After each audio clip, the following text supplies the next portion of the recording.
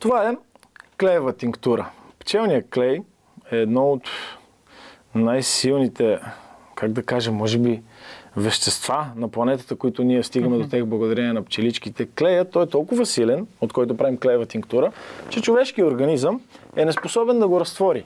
Затова посредством чист, силен медицински спирт се кисне клея в спирта, по този начин се получава клеевата тинктура и след това вече от извлека в спирта човешкият организъм е способен да оползотвори част от клея и така да може да го ползваме.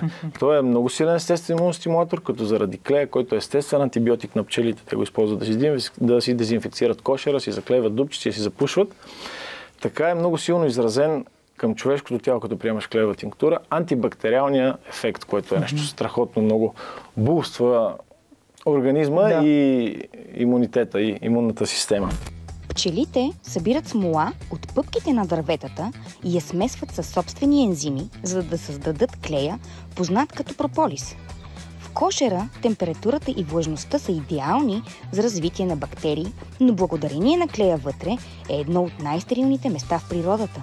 Прополисът съдържа над 300 активни съставки – смоли, масла, витамини и минерали, които му придават мощни лечебни свойства.